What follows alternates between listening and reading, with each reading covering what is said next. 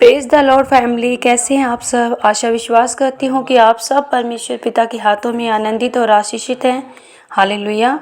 खुदावंद के प्यारे लोगों, आज हम परमेश्वर के दास अपोस्टल अंकित साजवान जी से जानेंगे कि मसीह में हमारी पहचान क्या होती है, हम मसीह में कौन हैं। आज हम इन तमाम बातों को लेकर वचन से जानेंगे। मेरी आप सबसे रिक्वेस्ट है कि आप सब इस वीडियो को पूरा अंत तक देखें और परमेश्वर पिता आप सबको बहुतायत से आशीषित करेंगे। हालेलुया। प्रिय स्वर्गीय पिता, We thank you that you are a good Papa. हम धन्यवाद देते हैं कि आप बहुत अच्छे पापा हैं। We just come before you like little children छोटे बच्चों की तरह आपके सामने हम आते हैं, and we say, Papa, teach us. कहते हैं पापा हमें सिखाएं। We depend on your Holy Spirit आपकी पवित्र आत्मा पर हम निर्भर हैं and we stand on your written word. और आपके लिखित वचन पर हम खड़े हैं। Open our eyes हमारी आंखें खोल दें to what you have already done for us जो आपने हमारे लिए पहले से कर दिया उसके लिए, so that we can walk by faith ताकि हम विश्वास से जिएं, and not by sight. दृष्टि से नहीं। In Jesus' name. यीशु के नाम में। And the people of God और say, परमेश्वर के लोगों ने कहा Amen. Amen. Amen. Hallelujah. So, so I want to talk about the gospel. I want to talk about Christ living in us. मैं बात करना चाहता हूँ सुसमाचार के बारे में और वो मसीह जो हमारे अंदर रहता है उसके बारे में, Because we have heard it so many times that it becomes cliche and loses the value. कि हमने इस बात को इतनी बार सुना है कि एक कहावत बन गया और अपनी कीमत खो बैठा है। But what if we would really not just hear it as a doctrine, but live in the fullness of what Christ has actually done for us? लेकिन क्या होगा अगर हम इसको एक ज्ञान की तरह नहीं लेकिन सच में अनुभव की तरह जीने लग जाएं कि वो मसीह जो हमारे लिए पूरा कर दिया। How would we live our lives हम अपनी ज़िंदगी कैसे जिएंगे if we would know अगर हमें पता लग गया who we are in Christ and who Christ is in us? कि हम मसीह में कौन है और मसीह हम में कौन है। Amen? All right, so open your Bibles. We'll go to Genesis chapter 2. उत्पत्ति 2 पे हम जाएंगे, अपनी बाइबल खोलें, And we'll read verses 15 and 16. उसकी 15 और 16 आयत हम पढ़ेंगे। Then the Lord God took the man and put him in the Garden of Eden to tend and keep it. तब यहोवा परमेश्वर ने आदम को लेकर अदन की वाटिका में रख दिया कि वह उसमें काम करे और उसकी रक्षा करे। Eden in Hebrew means pleasure. अदन शब्द का इब्रानी में जो अर्थ है वो है मज़ा। The garden represented pleasure, delight. जो बगीचा है वो मज़े को दर्शाता है। You bring delight to the Father. आप परमेश्वर के लिए मज़े का कारण हैं। How many people here have kids? कितने लोग के बच्चे हैं? Come on, show me your hand. Have you seen your kids अपने बच्चों को देखा है? when they are playing, जब खेल रहे होते when हैं, they are sleeping? जब सो रहे होते हैं, They are not doing anything for you, but just watching them brings pleasure to you. वो आपके लिए कुछ नहीं कर रहे होते पर सिर्फ उनको देख करके आपको मज़ा आ जाता है। Sometimes when my daughter says, Daddy, I want this toy, and if I have the capacity to buy it, and if I go and, if I'm coming from different city, I'll buy that toy, and when I'll give it to her, and she's unwrapping it, and she's so happy, and just watching her brings so much joy and delight to me. कई बार मेरी बेटी चाहती है उसको कोई खिलौना चाहिए, वो मुझे बताती है, फिर जब मैं किसी शहर से आ रहा होता हूँ वापस कोशिश करता हूँ वो लेकर के आऊँ, तो जब लेकर के आता हूँ वो उसको रैपिंग को खोल के खिलौना जो निकाल रही होती है वो इतनी खुश होती है, उसको खुश देख करके मुझे बहुत मज़ा आता है। When we walk in faith, when we live in peace, when we live in the shalom of God, it brings joy and pleasure to the Father. जब हम विश्वास में जीते हैं, परमेश्वर उस बात से खुश होता है, उसको मज़ा आता है वो देख करके। Amen? God took Adam and put him in the garden, परमेश्वर ने आदम को लिया और बगीचे के अंदर डाल दिया, which represents fullness. जो परिपूर्णता को दर्शाता है। And God said, और परमेश्वर ने कहा, of every tree of the garden you may freely eat, verse 17, but of the tree of the knowledge of good and evil you shall not eat, for in the day that you eat of it you shall surely die. और परमेश्वर ने आदम से कहा कि तू वाटिका के सब वृक्षों का फल बिना खटके खा सकता है, पर भले या बुरे के ज्ञान का जो वृक्ष है उसका फल तू ना खाना, क्योंकि जिस दिन तूने उसका फल खाया उसी दिन अवश्य मर जाएगा। Amen. The definition of death that we have and the definition of death that God has are very different. मृत्यु की जो परिभाषा हमारी है और जो मृत्यु की परिभाषा परमेश्वर की है, दोनों बहुत ही विपरीत हैं, अलग हैं। And if you will only understand who you are, you will never be afraid of death. और सिर्फ अगर आप ये बात समझ गए कि आप कौन हैं, आप मृत्यु से नहीं डरेंगे कभी। Amen. So God tells Adam that if you will eat of this tree, you will surely die. परमेश्वर आदम से कहते हैं अगर तू इस पेड़ का फल खाएगा तो सच में मर जाएगा। And we know that Adam and Eve, they ate from that tree. But I want to ask you this question. Did they die? और हमें पता है आदम और हवा ने उस पेड़ से फल खा लिया, पर मेरा सवाल है क्या वो मर गए? You know what happened when they ate from that tree? पता है क्या हुआ जब उन्होंने उस पेड़ से खाया? In their spirit man, अपनी आत्मा में that Zoe life of God, वो जो परमेश्वर का जीवन था, that glory of God, जो परमेश्वर की महिमा थी, it departed from their spirit man. उनकी आत्मिक मनुष्य से चली गई। Death entered into the spirit of man. मृत्यु ने मनुष्य की आत्मा में प्रवेश किया। Now please understand this. If you can understand it, you will understand the gospel. Please समझे इस बात को, अगर आप समझे तो आप सुसमाचार समझ पाएंगे। Because gospel is not just Jesus dying for our sins. That's the part. That's a small part of the gospel. The gospel is much more glorious. क्योंकि सुसमाचार सिर्फ इतना नहीं कि यीशु हमारे पापों के लिए मर गया, वो सुसमाचार का एक छोटा सा अंश है। सुसमाचार तो इससे बहुत ज्यादा बड़ा है। If you would only know this, अगर केवल आप ये जान that you are a spirit. कि आप एक आत्मा हैं। Say this after me. मेरे साथ कहें, I am a spirit. मैं एक आत्मा हूँ। Say it again. I am a spirit. मैं एक आत्मा हूँ। I have a soul. मेरे पास प्राण है And I live in a body. और मैं एक शरीर में रहता हूँ। Amen. आमीन। If you can, you know, so we are a three-part being. हम एक व्यक्तित्व हैं, एक प्राणी हैं। You are a spirit.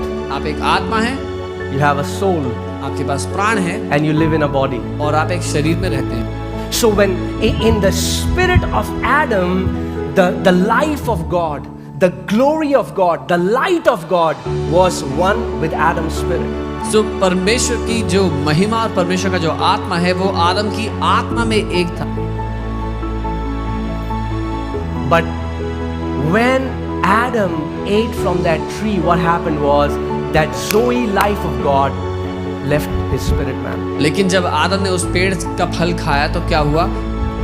वो जो परमेश्वर का जीवन था उसके अंदर, वो उससे अलग हो गया।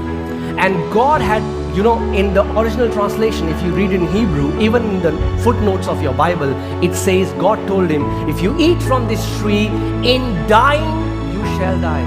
और अगर आप इब्रानी भाषा में जो लिखा है या फिर अपनी बाइबल में फुटनोट्स में पढ़ेंगे तो वहाँ परमेश्वर ये कह रहा है, जब तुम इस पेड़ का फल खाओगे तो मरते मरते मर जाओगे। The death had started because Adam was disconnected from the source. मृत्यु की शुरुआत हो चुकी थी क्योंकि आदम अपने सोते से अलग हो चुका था। Let's take an example of a branch. एक टहनी का उदाहरण लीजिए। Right? There is a healthy tree. You take a branch, you cut it. What happens? The branch still looks fresh. One day, second day, third day, you start seeing the withering has started. अगर आप एक स्वस्थ पेड़ की एक टहनी काट लें, उसको लें, तो क्या होगा? वो पहले दिन तो बिल्कुल स्वस्थ नजर आएगी, दूसरे दिन भी स्वस्थ नजर आएगी, तीसरे दिन हल्की मुरझानी शुरू होगी और धीरे धीरे करते हुए पूरी सूख जाएगी। Death started the day you disconnected that branch from the tree. मृत्यु उसी दिन शुरू हो गई थी जिस दिन आपने वो टहनी पेड़ से अलग की थी। But slowly and gradually you start seeing death. लेकिन धीरे धीरे उस टहनी में आपको मृत्यु दिखने लगी। That's why it took Adam 900 years to die physically. इसीलिए आदम को 900 साल लगे शारीरिक रूप से मरने में। Because the death started from his spirit man. क्योंकि वो मृत्यु उसकी आत्मा से शुरू हुई। Guys, can you put that? I want to show you. No, Hina, from the spirit to the soul. Death entered in the spirit of Adam. मृत्यु ने आदम की आत्मा में प्रवेश किया। Then from his spirit, the death traveled to soul. और फिर उसकी उसकी आत्मा से उसके प्राण में प्रवेश किया, And from his soul, the death went into his body. और उसके प्राण से फिर उसके शरीर में प्रकट हुई। And in the same manner, और वैसे ही life जीवन enters into our spirit man. जीवन भी हमारी आत्मा में प्रवेश करता Come है। on, church, are you getting this? आप समझ रहे हैं कलीसिया? Jesus said, I have come to give you a religion and religion in abundance. यीशु ने कहा मैं तुम्हें धर्म और बहुतायत का धर्म देने के लिए आया हूं। I have come to give you 100 more feasts and 200 more whatever. मैं तुम्हें 100 और पर्व और 200 और आज्ञाएं मानने के लिए बताने के लिए। No, he said, I have come उसने to कहा, give मैं आया you हूं। life and life in abundance. उसने कहा मैं आया हूं तुम्हें जीवन देने के लिए और बहुतायत का जीवन देने के लिए। What life, Jesus? We are already living. क्या जीवन यीशु, हम जिंदा तो हैं पहले से। No, in जी God's नहीं। definition, the entire mankind is dead because they are disconnected from the source. लेकिन परमेश्वर की परिभाषा के मुताबिक सारी मनुष्य जाति मर चुकी थी क्योंकि उसने अपने आप को परमेश्वर से अलग कर लिया। So people who are not in Christ, even though they are living in their flesh, spiritually they are dead. So वो लोग जो मसीह में नहीं हैं, हालांकि शारीरिक रूप से वो जिंदा है लेकिन आत्मा में वो मरे हुए हैं। Amen. Christ did not come with a new religion. मसीह यीशु एक नया धर्म लेकर नहीं आया, He came with life. लेकिन वो जीवन देने के लिए आया। What जीवन kind of life? Zoe life. God kind of life. कैसा जीवन? वो जोई जीवन, परमेश्वर का जीवन। So we were like those branches who were withered away, and Christ came and took that branch and reconnected it back to the source. And when he reconnected us back to the source, the same Zoe life of God started to flow from our spirit man. हम उन टहनियों की तरह बिखरे, सूखे और मुरझा रहे थे और मर रहे थे, लेकिन जब मसीह आया उसने हमें लिया और उस टहनी को वापस उस पेड़ में जोड़ दिया, और जैसे ही उसने जोड़ा वो जीवन जो उस पेड़ में था उस टहनी में वापस बहने लगा और हम जिंदा हो गए। Amen. That's why Christianity doesn't deal with your flesh. इसीलिए मसीहत आपके शरीर से ताल्लुक नहीं रखती, आपकी शरीर को ठीक करने में नहीं लगती। That's the difference between religion ये फर्क है धर्म में, and the kingdom that Jesus brought. ये फर्क है धर्म में और जो राज्य यीशु लेकर के आया उसमें। Religion is about external, kingdom is about internal posture of your heart. धर्म आपको बाहरी रूप से बदलना चाहता है, लेकिन राज्य आपको भीतरी हृदय से बदलना चाहता है। Religion tells you dress in this way, your hairstyle should be like this, you should wear white clothes, on Thursday you should do this, on Tuesday you should do this, at the night you should do it, in the morning you should do this. धर्म आपको बताता है ऐसे कपड़े पहनना, ऐसा खाना खाना, इस दिन ये करना, उस दिन वो करना, सुबह ये करना, रात को वो करना। Religion focuses on doing, Jesus focuses on being. धर्म का पूरा मुद्दा है क्या क्या काम करने हैं उस पर, लेकिन यीशु ने जो बताया वो है अपनी भीतरी अवस्था पर। That's why religion is the biggest hindrance to the gospel. इसीलिए धर्म सबसे बड़ी रुकावट है सुसमाचार के लिए। Amen. The kingdom has nothing to do with your flesh. राज्य का आपके शरीर से कोई ताल्लुक नहीं। Does it affect your flesh? Absolutely yes. क्या राज्य आपके शरीर पे फर्क डालेगा? बिल्कुल डालेगा। But it does not start from your flesh. लेकिन उसकी शुरुआत आपके शरीर से नहीं होती है। Religion starts from flesh and wants to enter into the spirit. धर्म की शुरुआत शरीर से होती है और भीतरी मनुष्यत्व में, आत्मा में जाना चाहता है। Oh, if in the morning you will get up, you do this posture and you do that, one day you will become one with God, is religion. अगर तुम हर रोज सुबह उठोगे और ये करोगे और इतने सालों तक ये करते रहोगे तो एक दिन परमेश्वर की आत्मा के साथ तुम्हारी आत्मा एक हो जाएगी। Amen. But Jesus didn't say that. लेकिन यीशु ने ये नहीं। He said, kingdom of God does not come with observation. The kingdom of God is not outside, but he said the kingdom of God is in you. यीशु ने कहा परमेश्वर का राज्य देख करके कोई जांच नहीं सकता, देख करके ढूंढ नहीं सकता, लेकिन वो शुरुआत होती है आपके अंदर से, वो राज्य आपके अंदर है। Amen. आमीन। So Jesus came सो यीशु आया to change our spirit man. हमारे आत्मिक मनुष्य को बदलने के लिए। I pray that you will get it. मैं प्रार्थना करता हूँ आप समझे। You will be set free from religious Christianity. आप धार्मिक ईसाइयत से आजाद हो जाएंगे। Religious Christianity is as worthless as any other religion. धार्मिक ईसाइयत किसी और बाहरी धर्म के बराबर ही है, समझिए। You're like that, what do we call that? What is that on a wheel? Hedgehog? No, not hedgehog. What is that? Anybody? Hamster, yes. If you are in a religion, you are that hamster who is on this wheel of doing and performance, which is never enough. अगर आप धर्म में हैं तो आप उस चूहे की तरह हैं जो एक गोल टायर के अंदर भाग रहा है और भागते जा रहा है और जितना भी भाग रहा है उतना कम है. So the way death entered into our spirit man, in the same way the life that Jesus brought entered into our spirit man. तो जैसे मृत्यु ने हमारी आत्मा में प्रवेश किया वैसे ही यीशु भी जो जीवन लेकर के आया उसने हमारे आत्मा में प्रवेश किया. And when the life entered into our spirit man, nothing changes from outside. और जब जीवन हमारी आत्मा में प्रवेश करता है बाहर से कुछ नहीं बदलता. However, लेकिन this Zoe life of God in our spirit will start to spill out on our soul. ये परमेश्वर का जो जोई जीवन है हमारी आत्मा से बाहर उमड़ने लगता है. And from our soul, it will start to spill out to our body. हमारी आत्मा से हमारे प्राण में वो जीवन उमड़ता है और प्राण से शरीर में. And the day the Zoe life of God swallows your body, your Bible says immortality will swallow mortality. और जिस दिन वो परमेश्वर का जीवन आपके शरीर को पूरी तरह संभाल लेगा, बाइबल कहती है वो अलौकिक जीवन जो नश्वर है उसको संभालेगा. Amen. Amen, church.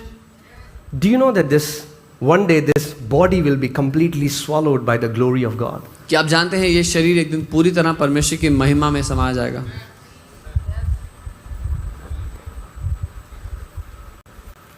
We are just focusing on a nice car and a nice house, and that is good, but God has much more in store for you. हमारा ध्यान सिर्फ एक अच्छी गाड़ी अच्छे घर पर है, लेकिन परमेश्वर के पास बहुत ज़्यादा है हमारे लिए. This story ends with us defeating death. इस कहानी का अंत होता है हमारे साथ, हम मृत्यु को हराने के साथ. Did you hear what I just said? आपने सुना जो मैंने? The story ends with the children of God defeating death. इस कहानी का अंत होता है परमेश्वर की संतान, परमेश्वर के बच्चे जब मृत्यु को हराते हैं तब. Do you know that whatever has happened to Jesus, if it does not happen to us, it is not the gospel. क्या आप जानते हैं जो कुछ यीशु के साथ हुआ अगर वो हमारे साथ नहीं होता तो वो सुसमाचार नहीं है. He's the pattern. वो हमारे लिए एक उदाहरण है. He's the pattern. वो उदाहरण Amen. है. He's the last Adam. वो आखिरी आदम है. He showed us what is possible. उसने हमें दिखाया क्या संभव है. Jesus said, if you believe in me, not only you will do these things, but you will do greater than what I have done. यीशु ने कहा अगर तुम मुझ पे विश्वास करोगे तो जो मैंने किया उतना ही नहीं उससे बढ़कर काम करोगे. That's why saying Christianity is a religion is the biggest insult. इसीलिए ये कहना कि मसीहत भी एक धर्म है सबसे बड़ी बेइज्जती है. In fact, religion in Latin it means back to bondage. Anybody in religion is in bondage. और हालांकि रिलीजन जो अर्थ शब्द का जो अर्थ है वो है बंधन में वापस आना. जो कोई धर्म में है वो बंधन में है. Jesus came to set us free from every kind of religious bondage. यीशु इसीलिए आया कि वो हमें हर एक धर्म के बंधन से आजाद कर पाए. So that we can live as sons and daughters of the Most High God. ताकि हम उस सर्वशक्तिमान परमेश्वर के बेटे और बेटियों के स्वरूप में जी सकें. Amen, church? That's why we are not trying to live right so that we can be right. इसीलिए हम सही जिंदगी सही व्यवहार के द्वारा सही होने की कोशिश नहीं कर रहे.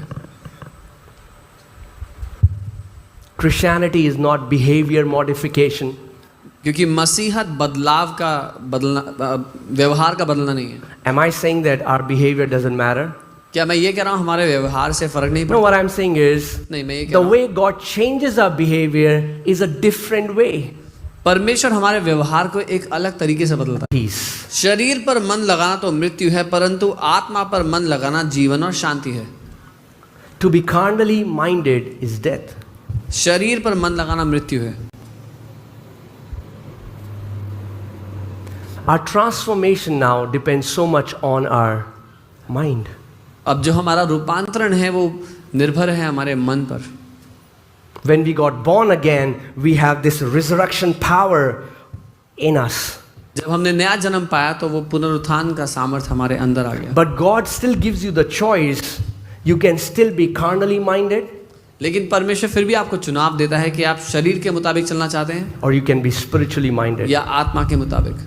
That means you fix your mind on what Christ has already done. इसका मतलब अब अपना मन उस बात पर लगाएं जो मसीह ने कर दिया है।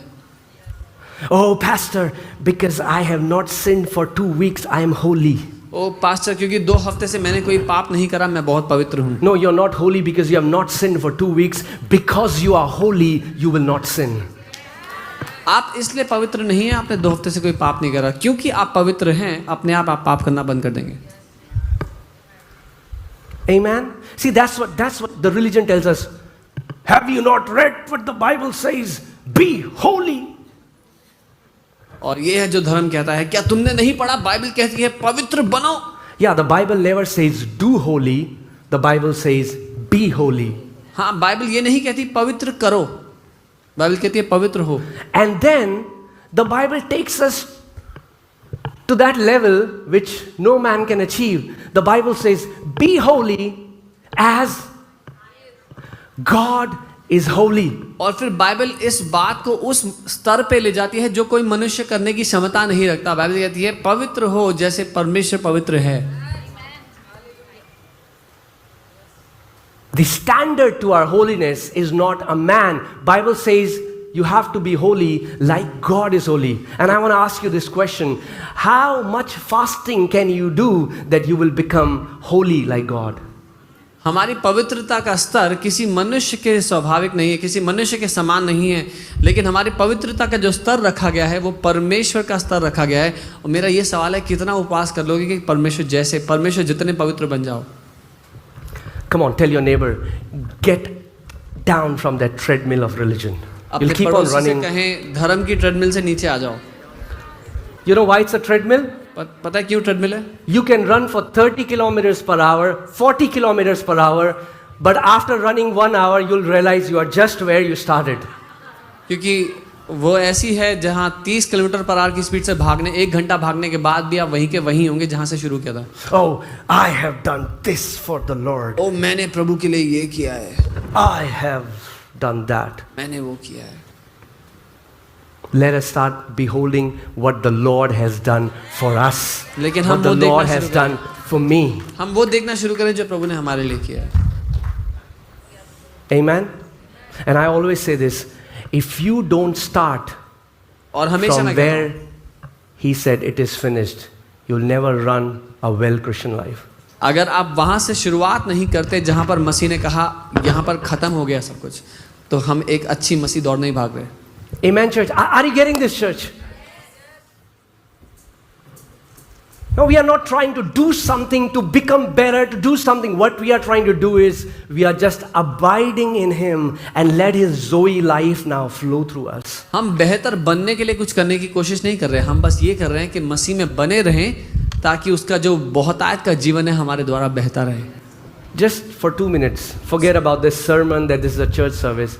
I want your undivided attention for 10 seconds. सिर्फ 2 मिनट के लिए भूल जाओ कि चर्च समय और चर्च सर्विस है। मैं आपका पूरा ध्यान चाहता हूँ 2 मिनट। Just for 10 seconds, सिर्फ 10 सेकंड के लिए think about this. ये सोचो, In your spirit, अपनी आत्मा में you're carrying God.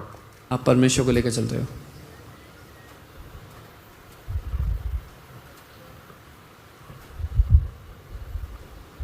I always say this, I've said this so many times. The best example that I can think about believers is, that includes me, is of a musk deer. और मैं हमेशा ही कहता हूँ, और सबसे अच्छा उदाहरण मसीहों के लिए, मेरे लिए भी कस्तूरी मृग है। You know, musk deer has a gland in it, and through that gland comes this aroma, this beautiful fragrance. Okay. और कस्तूरी मृग के अंदर एक अंग होता है जिसमें से खुशबू आती है। And that deer runs all its life trying to find that fragrance. लेकिन वो हिरण जिंदगी भर भागता रहता है ढूंढने के लिए कि खुशबू कहाँ से आ रही है। Thinking where this fragrance is coming from. वो ढूंढता है कहाँ से आ रही है ये खुशबू। Want to find the source of that fragrance. उस खुशबू का जो सोता है वो ढूंढना चाहता है उसको। And where is that fragrance coming और from? कहाँ से आ रही हो? Paul says in Colossians 1:27, this mystery which was hidden from ages and generations has now been revealed unto us, Christ in us, the hope of glory. और पौलुस कहता है ये बात जो रहस्य थी, सदियों से छुपी हुई थी, अब वो प्रकट कर दी गई है कि मसीह जो हम में रहता है, महिमा की आशा है।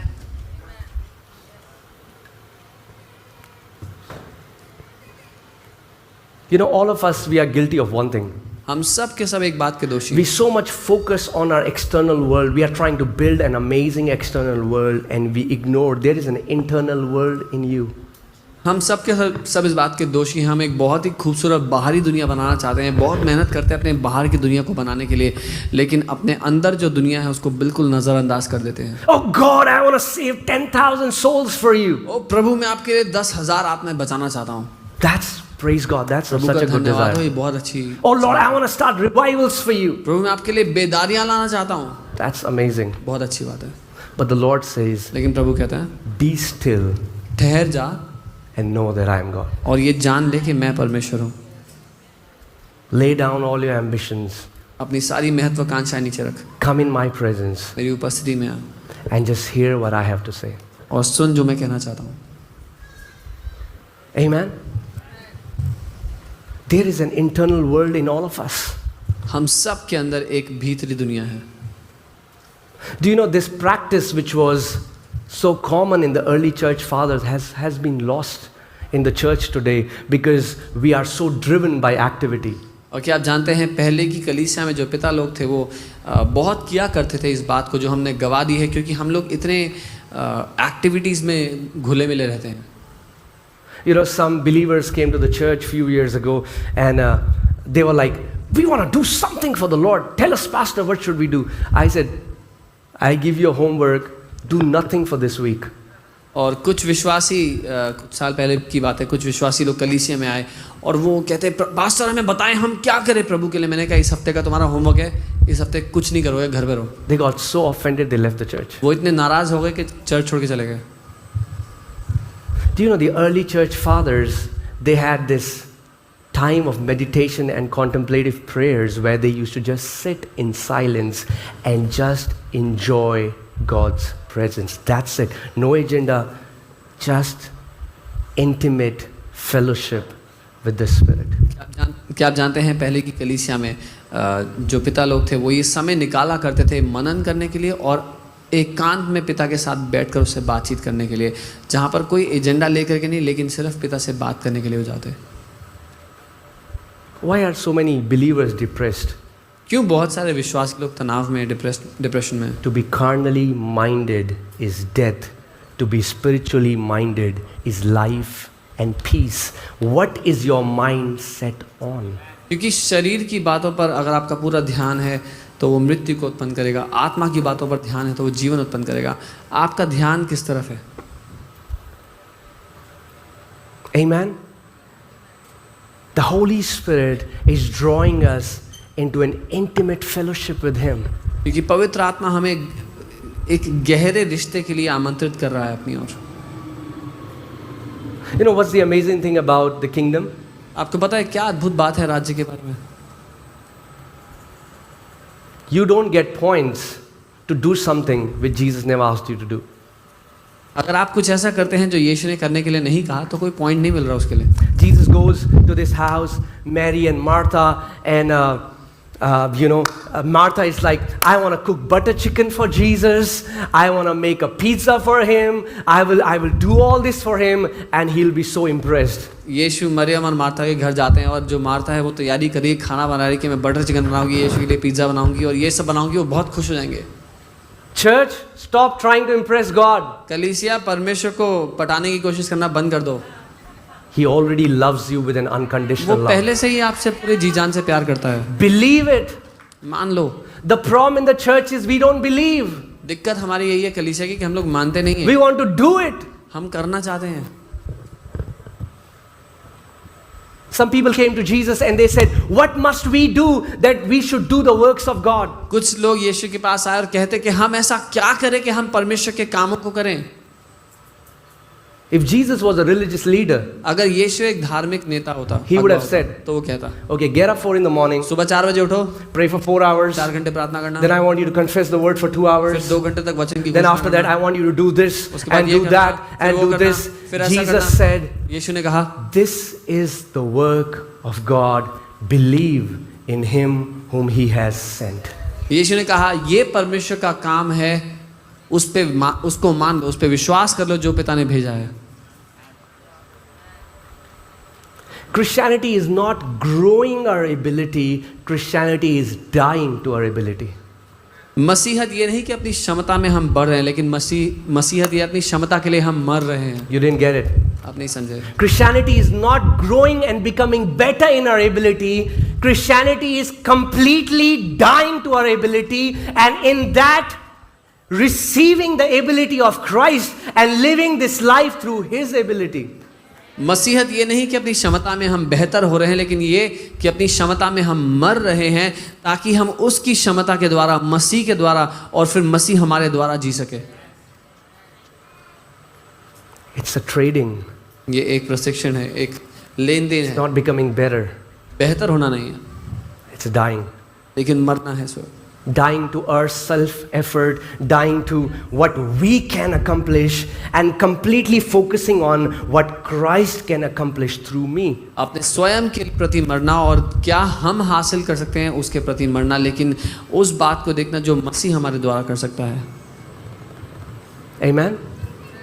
Let's lay down our strengths, let's lay down our weaknesses, and let's receive the ability of Christ. तो अब हम अपने बल और अपनी कमियां सब कुछ नीचे रख दें और उसकी सामर्थ्य उसकी शक्ति को ग्रहण करें। Because can I tell you, if you're living by your ability, क्योंकि अगर आप अपने बल के भरोसे जीते हैं, every time हर समय Satan will find a reason to condemn you. हर समय शैतान मौका ढूंढ लेगा आप पर दोष लगाने का। Every time he will beat you in the realm of senses and logic. हर समय शैतान आप पर दोष लगा पाएगा शारीरिक दुनिया के हिसाब से, शारीरिक मन के हिसाब से। But what if we receive the ability of Christ? लेकिन क्या होगा अगर मसीह की क्षमता में हम जीने लग गए? You know, there are some amazing things God did in the Bible, and it doesn't make sense in logic. I mean, like logically, it's very illogical. और कुछ अद्भुत बातें हैं जो परमेश्वर के वचन में लिखी हैं, लेकिन वो ऐसे समझ में नहीं आती दिमाग से। Guys, just give me a handheld. Vikas, give me a handheld. Yeah. So, Peter is a fisherman, पतरस एक मछुआरा था, untrained fisherman. एक प्रशिक्षित मछुआरा था।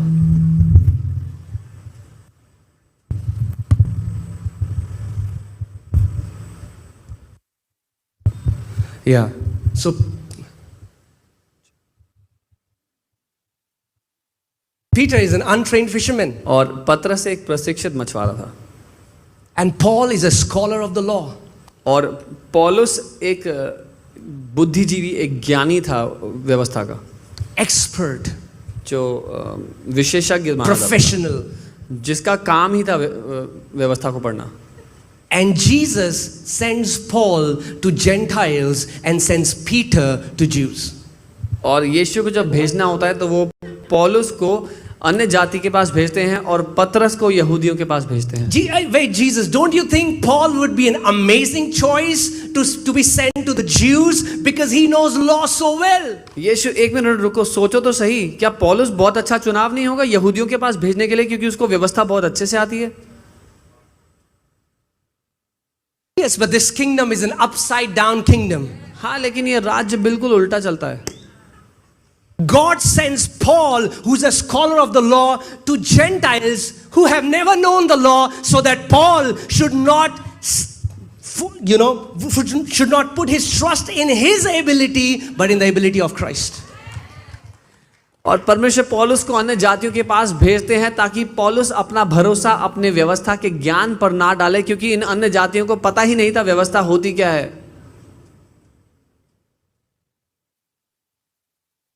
What if all of us start to completely live by the ability of Christ, what do you think will happen in your life? और क्या होगा अगर हम सब के सब पूरी तरह मसीह की क्षमता के द्वारा जीने लगे अपनी जिंदगी में? क्या What do you think will happen when you go to this job क्या होगा आपको लगता है जब आप उस नौकरी में जाओ with this awareness ये जानते हुए that it is Christ who lives in me and I'm living by His ability? कि मसीह मुझ में जीता है और मैं उसकी क्षमता के द्वारा जी रहा हूँ?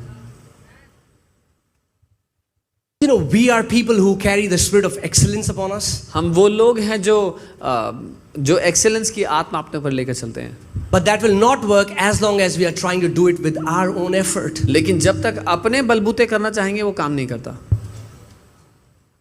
You know, Apostle Paul, he one time writes, you know, I come before you with fear and trembling, and it never used to make sense to me. Apostle Paul, who is such a fearless apostle, what was he afraid of? और पौलुस लिखते हैं कि मैं डरते और कांपते हुए तुम्हारे सामने आता हूँ, और मुझे समझ में नहीं आता था कि पौलुस प्रेरित जो इतने निडर थे वो ऐसी बात क्यों लिखते हैं। You know, Paul had this fear that he would not preach the gospel with the persuasive words of human wisdom, but he wanted to completely depend upon what Christ has done. क्योंकि Paul को ये डर था कि वो मनुष्य की बुद्धि की बातें लेकर, मनुष्य के ज्ञान की बातें लेकर के ना आए, लेकिन पूरी तरह मसीह को लेकर के आए।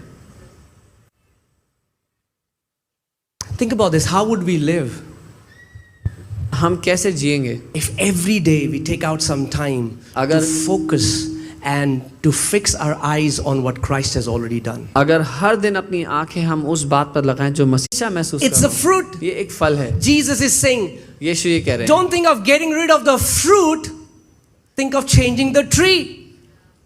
जो फल है उससे पीछा कैसे छुड़ाना है ये मत सोचो, लेकिन पेड़ के बारे में सोचो, पेड़ से कैसे पीछा If छुड़ाना the है। tree is good, अगर पेड़ अच्छा है automatically the fruit will be good. तो अपने आप फल भी अच्छा होगा। Amen? You know, you don't want, like, for example, there is a tree which has bad fruit, and every season when you see the fruit, you get so angry. You go to the tree and you pluck all the fruits and, like, praise God. It's been done. And then next season, the fruits are there again. And then next season, the fruits are there again. और उदाहरण के लिए आपके घर पे एक पेड़ है जिसमें हर सीजन में बहुत ही खराब फल आते हैं, और जब भी आते हैं आपको देख के बहुत गुस्सा आता है, आप सारे फल तोड़ देते हैं और फिर कहते हैं धन्यवाद हो सारे फल टूट गए। फिर अगले मौसम में दोबारा से उसमें फल आ जाएगा, लेकिन वही चलता रहेगा। Depression is a fruit. तनाव एक फल है। Life and peace is a fruit. जीवन और शांति एक फल है। Amen? Poverty is a fruit. गरीबी एक फल है। Living in abundance is a fruit. बहुतायत में जीना एक फल है। Offense is a fruit. नाराजगी एक फल है। Living in joy is a fruit. आनंद में जीना भी एक फल है। As long as we live in our self-effort, जब तक हम अपने खुद की चेष्टाओं के द्वारा जीते रहेंगे, the fruit will not be good. तो उसका फल अच्छा नहीं होगा। But once we focus on Christ in us, लेकिन एक बार हमारा ध्यान मसीह पर चला गया जो हमारे अंदर रहता है। amen? So many times, you know, people come and they say, Pastor, I cannot read my Bible. कई बार लोग आके बोलते हैं, पास्टर मैं अपनी बाइबल नहीं पढ़ सकता हूँ। I have tried, I cannot read my मैंने Bible. बहुत कोशिश की, नहीं पढ़ी जाती। And they have said it so many times. और उन्होंने इतनी बार बोल दिया इस बात को। The Christ who lives in you knows the word. He is the word. He can read the word. He can explain the word to you. He can take you to the depths of the word. He can give you encounters with the word if you just focus that it is Christ in you. वो मसीह जो आपके अंदर रहता है वो वचन है, वो आपको वचन पढ़ने में मदद कर सकता है, वचन समझा सकता है, वचन की गहराई तक ले जा सकता है, क्योंकि अगर आप उसकी क्षमता पर निर्भर होंगे। You know, sometimes I've met believers all the time. They say, we are nothing without Jesus. We are nothing. That's good and that's true. We are nothing without Jesus. But the truth is, we are not without Jesus. He lives in us. So why should we focus on we are nothing without Jesus? Paul says, I can do all things through Christ who strengthens me. और अधिकतर मैं मसीह लोग को सुनता हूँ ये कहते हुए कि हम मसीह के बिना कुछ नहीं, हम यीशु के बिना कुछ नहीं है, हम यीशु के बिना कुछ नहीं। मैं कहता हूँ हाँ सच बात है, लेकिन हकीकत ये है कि आप यीशु के बिना नहीं हो। तो इस बात पर ध्यान देने की जगह कि आप यीशु के बिना कुछ नहीं हो, इस बात पर ध्यान दो जैसे पौलुस कहता है कि मैं उस मसीह के द्वारा सब कुछ कर सकता हूँ जो मुझे बल देता है। Is our ability. वो हमारी क्षमता है। Have you heard that scripture where it says that all things are possible to him who believes? क्या आपने वो आयत पढ़ी है जहाँ वचन कहता है सब बातें संभव है उसके लिए जो विश्वास करे? Do you know that that's not how it is written? It's written all things are possible to the believing one. पर आपको पता है उस आयत को ऐसा नहीं लिखा गया। उस आयत को लिखा गया है विश्वास जो करता है उसके लिए सब कुछ संभव है। Now, I can be wrong, but for me, that believing one is Jesus. लेकिन मेरे लिए जो विश्वास करने वाला वो व्यक्ति है वो यीशु है। Apostle Paul says in Galatians 2:20, he says, I have been crucified with Christ. I no longer live. It is Christ who lives in me, and the faith that now I have is the faith of the Son of God. Galatia 2:20 में वचन कहता है कि मैं मसीह के साथ क्रूस पर चढ़ाया गया और अब मैं जीवित ना रहा पर मसीह मुझ में जीवित है, और शरीर में जब मैं जीवन जीता हूँ वो उस विश्वास के द्वारा है जो परमेश्वर के पुत्र का है। Oh pastor, I don't have much faith. It is not about your faith. It is about the faith of the Son of God who lives in you. ओ पास्टर मुझे ज़्यादा विश्वास नहीं है, लेकिन मुद्दा आपका विश्वास नहीं है, मुद्दा उस मसीह का विश्वास है जो आपके अंदर रह रहा है। If you are battling a sickness, अगर किसी बीमारी से आप सामना कर रहे हैं, the Christ who lives in us can destroy that sickness. वो मसीह जो हमारे अंदर रहता है उस बीमारी को हरा सकता है। If you are battling depression, अगर आप तनाव का सामना कर रहे हैं, Christ who lives in you can crush that depression. वो मसीह जो आप में रहता है उस तनाव को हरा सकता है। Amen. Let's change our focus from me, this I, and place it completely on him.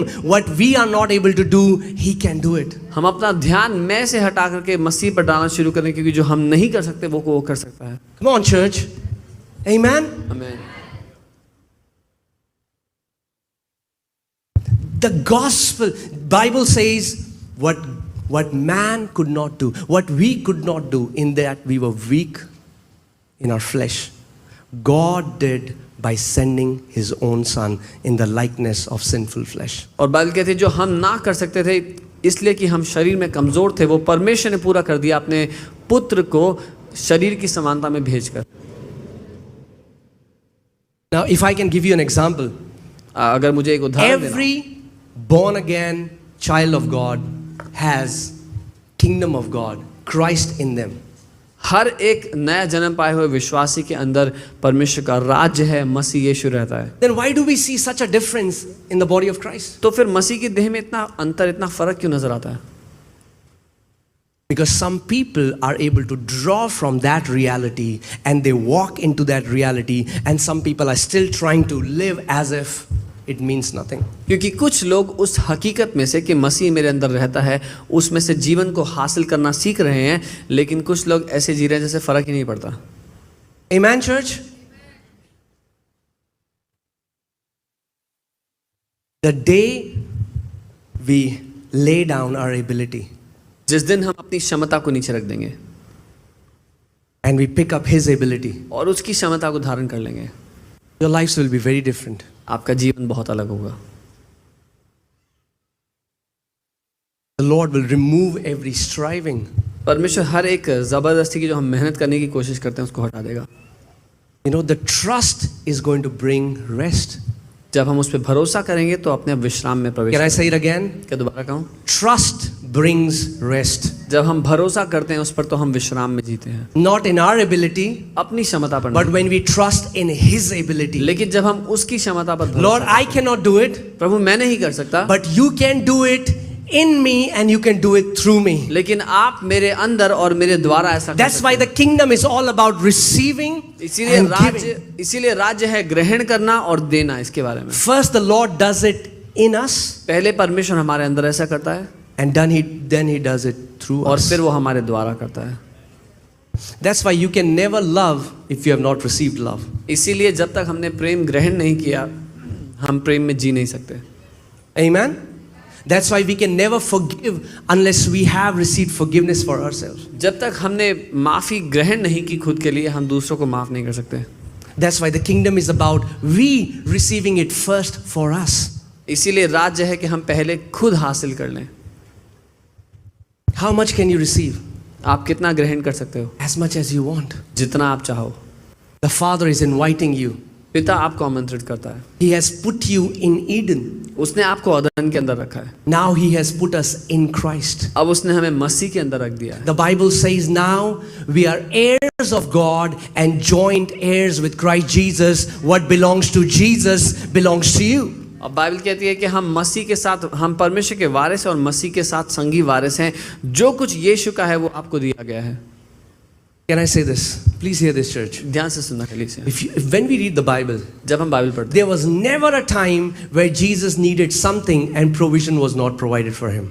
ऐसा कोई समय नहीं था जब यीशु को कुछ चाहिए था और वो नहीं उपलब्ध हो पाया। I'm talking about when he had limited himself in the limitation of a man. और मैं बात तब कर रहा हूँ जब उसने अपने आप को एक मनुष्य के रूप में सीमित कर लिया था। Every time Jesus had a need, there was a provision. जब कभी यीशु को जरूरत थी, उसको जो चाहिए था वो उपलब्ध हो गया।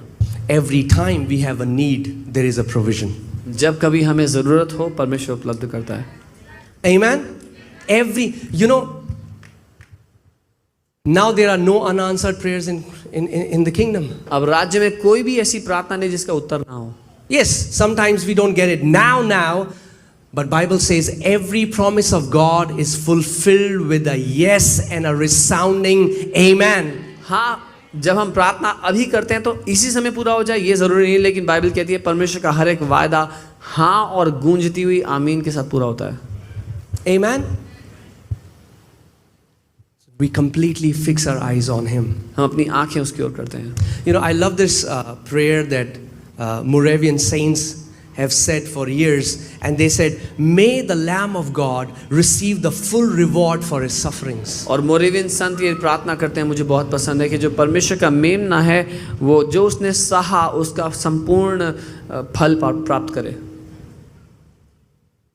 When we live in health, जब हम स्वास्थ्य में जीते हैं Jesus receives his reward. तो यीशु को अपना प्रतिफल मिलता है। Did you hear what I just said? आपने सुना जो मैंने कहा? When you walk in health, जब आप स्वास्थ्य में जीते हैं Jesus receives the reward. तो यीशु को पुरस्कार मिलता है। Because his reward क्योंकि उसका पुरस्कार is his children walking in healing. वो ये है जब उसके बच्चे स्वास्थ्य में जीते हैं। Because he bore stripes on his back, क्योंकि उसने अपनी पीठ पर मार खाई, so that we can walk in health. उसने कोड़े खाए कि हम स्वास्थ्य में जी सकें। So if you're battling with something, तो अगर आप किसी बात से लड़ रहे हैं, जूझ रहे keep हैं, beholding the cross. तो उस क्रूस की ओर देखते रहें। Keep beholding his broken back. उसकी तोड़ी हुई पीठ को Because his देखते रहें, healing is flowing from that. क्योंकि उससे चंगाई आज भी बह रही है। May the Lamb of God receive not partial but full reward for his sufferings. परमेश्वर का मेमना अपनी संपूर्ण पुरस्कार को हासिल कर पाए। Whenever a cancer is healed, जब कभी कैंसर ठीक होता है, and praise God, we recently got one more cancer testimony. Auntie is here. मैं प्रभु का धन्यवाद करता हूँ। अभी हाल ही में एक और कैंसर ठीक होने की टेस्टमनी हमारे बीच में आई। Okay, she's not here today. All right, recently an auntie has had breast cancer. She came completely free of cancer. एक आंटी जिनको स्तन कैंसर था वो पूरी तरह ठीक हो गए हैं। Now we are getting so many testimonies of cancers being healed. अब इतनी सारी गवाहियाँ आ रही हैं। Yeah, and every time और हर बार a cancer is healed, जब कैंसर ठीक होता है it's a reward to the Lord. तो वो यीशु के लिए पुरस्कार है, Because he bore every cancer on his body. क्योंकि उसने अपनी देह पर हर एक कैंसर, हर एक बीमारी। Think about that. He bearing different kind of sicknesses on his body, and again his children also have to bear it. That's not right. और सोचिए जब यीशु ने स्वयं सारी बीमारियां अपने ऊपर ले ली और उसके बच्चों को भी अगर आज वो बीमारियां झेलनी पड़े तो उसके लिए वो पुरस्कार नहीं है। I was reading about this amazing man of God called John G. Lake. मैं परमेश्वर के अद्भुत जन जॉन जी लेक के बारे में पढ़ रहा था। And a lady came to him who was sick. उनके पास एक महिला आई जो बीमार थी। And she was a believer. और वो विश्वासी थी। And she said, "Will you pray for me?" और उन्होंने कहा क्या तुम मेरे लिए प्रार्थना करोगे? I am a believer. I believe in the Lord. मैं विश्वासी हूँ, मैं यीशु पे विश्वास I'm करती a हूँ। born again daughter of God. मैं परमेश्वर की बेटी हूँ, नया जन्म पाई हूँ। He said, "No, I'll not pray for you." उन्होंने कहा मैं आपके लिए प्रार्थना नहीं करूँगा। She said, "Why?" तो उन्होंने पूछा क्यों? He said, "Because you have Christ in you." उन्होंने कहा क्योंकि मसीह तुम्हारे अंदर रहता He है। said, "But what I will do is, लेकिन उन्होंने कहा मैं ये करूँगा, I will teach you मैं तुम्हें सिखाऊंगा how you can draw from that resurrection power that is already in your spirit man." कैसे तुम उस मौत को हरा देने वाले सामर्थ्य से जीवन हासिल कर सकते हो जो तुम्हारे अंदर रह रहा है। So he told that lady to sit on a chair. उसने उस औरत को कहा एक कुर्सी पे बैठो, Just relax आराम से बैठो and bring all your awareness in your spirit man. Bring your awareness internally and where Christ is seated in और the अपना heavenly पूरा realms. ध्यान उस मसीह की ओर कर दो जहाँ आपके अंदर वो मसीह बैठा है। put your mind अपना मन in this reality that you're already united with Him. Your spirit man is one with Him. अपना मन इस हकीकत पे डाल दो कि आपका आत्मिक मनुष्य उसके साथ एक हो चुका है. You know, John G. Lake was a man of God who had made the entire city healthy. John G Lake परमेश्वर के वो जन थे जिन्होंने पूरे शहर को स्वस्थ कर दिया. If you read about him, अगर आप उनके बारे में पढ़ेंगे, his city was declared as the most healthy city with 99.9% people healthy. उनके शहर को सबसे ज़्यादा स्वस्थ शहर घोषित कर दिया गया था. 99% लोग वहाँ स्वस्थ थे. Doctors lost their jobs. Doctors की नौकरियाँ चली गई थी. Yeah, read about it. It's there. Hospitals were shut down इसके बारे में आप पढ़ सकते हैं. अस्पताल बंद हो गए थे because there were no more patients. क्योंकि मरीज नहीं बचे थे. Amen. Amen. If Christ can do that through the life of John G. Lake, He can do that through us in अगर this मसीह generation. यीशु जॉन जी लेक के In द्वारा this ऐसा कर generation. सकते हैं तो हमारे द्वारा भी कर सकते हैं. इस Amen. पीढ़ी में कर सकते हैं. Because the same Christ who lived in John G. Lake is the same Christ who lives in you and who lives in me. क्योंकि वो मसीह जो जॉन जी लेक में रहता था वही आज आप में और मुझ में जीता है. You know, but we all are guilty of that. We have always looked for solutions outside. लेकिन हम सब के सब इस बात के दोषी रहे हैं. हम अपने से बाहर समाधान को तलाशते रहे. And he told that woman that resurrection power उसने उस स्त्री से कहा वो पुनरुत्थान का सामर्थ्य is in your spirit, man. तुम्हारी आत्मा में है And through your soul, which is your mind, और तुम्हारे प्राण के द्वारा जो you तुम्हारा can मन draw है it in your body. अपने शरीर में तुम उस सामर्थ्य को ग्रहण कर सकते हो. And she did that. और उसने ऐसा किया And within minutes, she was completely healed of an incurable disease. और कुछ मिनट में वो एक लाइलाज बीमारी से ठीक हो गई. You know, he had 100,000 documented healings of people who were just about to die.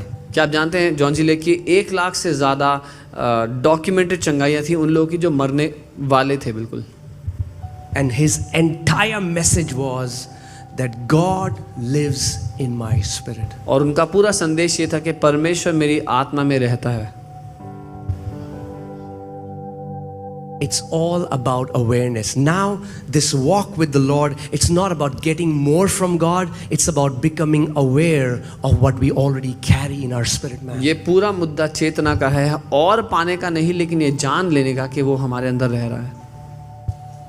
You know, God cannot give us a bit more because He has already given us all things in His Son, Jesus. परमेश्वर अब हमें और थोड़ा सा भी ज़्यादा नहीं दे सकता क्योंकि उसने पहले ही मसीह यीशु में अपने बेटे में सब कुछ हमें दे दिया. What if we grow into this awareness that we are carriers of the glory of God? क्या होगा अगर इस चेतना में हम बढ़ने लग गए कि हम मसीह की महिमा को लेकर चलने वाले लोग हैं. So we are not trying so that we will do this and then God will do that. So हम ये कोशिश नहीं कर रहे कि हम ऐसा करेंगे और परमेश्वर ऐसा करेगा. Oh, if I'll do that, अगर मैं ये करूँगा then maybe God will be stirred to do this for me. तो शायद परमेश्वर उत्साहित होकर मेरे लिए ऐसा कर देगा. If I'll do this, God will be motivated to do this. अगर मैं ये करूँगा तो शायद परमेश्वर प्रोत्साहित होगा मेरे लिए ऐसा करने के लिए. Can I tell you, God was self-motivated to send His Son and His Son to die for us when we had done nothing for Him. When we had done nothing. आपको पता है परमेश्वर खुद से ही प्रोत्साहित था अपने बेटे को भेजने के लिए और उसका बेटा प्रोत्साहित था हमारे लिए अपनी जान देने के लिए जब हमने कुछ भी नहीं किया था उसके लिए. Our love does not motivate God. His love motivates us. हमारा प्रेम परमेश्वर को प्रोत्साहित नहीं करता लेकिन उसका प्रेम हमें प्रोत्साहित करता है. Amen. You know, I'd heard earlier that faith moves God. Faith doesn't move God. मैंने पहले सुना था कि विश्वास परमेश्वर को हिला देता है लेकिन विश्वास परमेश्वर को नहीं हिलाता. Because God moved 2000 years back. क्योंकि परमेश्वर 2000 साल पहले ही हिल It चुका था. doesn't need to have any more moving. God moved and then God defeated death and then the Bible says God sat down on the throne forever. और ज़्यादा हिलने की जरूरत नहीं. परमेश्वर को उसने पहले ही मृत्यु को हरा दिया और सिंहासन पर जाकर वो बैठ गया. Amen. And now no power और अब कोई भी in सामर्थ्य this galaxy can dethrone Jesus. इस पूरी सृष्टि में He sits on a throne as Almighty God. इस पूरी सृष्टि में कोई भी सामर्थ्य यीशु को उसके सिंहासन से हटा नहीं सकती जो सर्वशक्तिमान की तरह वहां बैठा है. Amen. God moved सो परमेश्वर ने पहले से ही कर लिया जो करना था काम, because God moved. क्योंकि परमेश्वर ने जो करना था कर दिया, It moves us. तो वो हमें हिला देता है. Amen. I loved what one man of God said. He said, "The truth that God never changes us." परमेश्वर के एक जन ने कहा, ये सत्य कि परमेश्वर कभी नहीं बदलता, ये सत्य हमें बदल देता है. That His love doesn't change with our performance. When you pray more, God said, "Come here, my bachcha." When you don't pray, He's like, "Get away from me." उसका प्रेम हमारे कामों पर निर्भर नहीं करता. जब हम ज़्यादा प्रार्थना करते तो वो ऐसे नहीं कहता मेरे बेटे मेरे पास आ जा, लेकिन जब प्रार्थना नहीं करते बोलते दूर चले जा. Think about this. How would we live if we would genuinely, not from our head? See, the problem is much of the Christianity is lived from head and not from the heart. But what would happen if what we have here drops down here and we start encountering the real love of God? Not in theory, not in words, but we start to experientially encounter the love of the Father. क्योंकि अधिकतर मसीहत यहाँ से जी जाती है, लेकिन मुद्दा यहाँ नहीं. मुद्दा ये है जब ये बात जो यहाँ पता है वो यहाँ उतर जाए, क्योंकि हम अनुभव से ही उसको जान सकते हैं.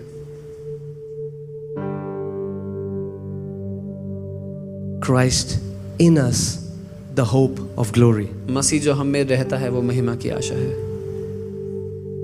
So whatever, we all have different areas where we need to overcome, right? All of us. So हम सब की जिंदगी में अलग अलग क्षेत्र हैं जहाँ पर हमें जय पाना जरूरी है. It can be an addiction, it can be a financial problem, it can be a sickness, no matter what it is. कोई बुरी लत हो सकती है, आर्थिक तंगी हो सकती है, कोई बीमारी, कुछ भी हो सकता है. But brother, you don't know, there is no hope for me. Yes, there is. Christ in me is the hope of glory. लेकिन भाई आपको नहीं पता, मेरे लिए कोई आशा नहीं है इस परिस्थिति से. जी है, मसीह जो हमें महिमा की आशा है वो हमें रहता है. Amen. But we've been always looking for quick fix. लेकिन हम हमेशा आसान रास्ता निकालने की कोशिश करते रहे, जल्दी से कुछ मिल जाए. There is no quick fix in the kingdom. कोई छोटा रास्ता नहीं है There Raja. is no shortcut in the kingdom. कोई छोटा रास्ता नहीं है You Raja. will have to build your awareness what Christ has already done for you. आपको अपनी चेतना को बढ़ाना पड़ेगा उस बात के लिए जो मसीह ने पहले से कर दिया है. When he sat on the cross, जब वो क्रूस पर था, he did not say, "It is started." He said, "It is finished." जब वो क्रूस पर था उसने ये नहीं कहा कि शुरुआत हो गई है, उसने कहा अंत हुआ. Amen.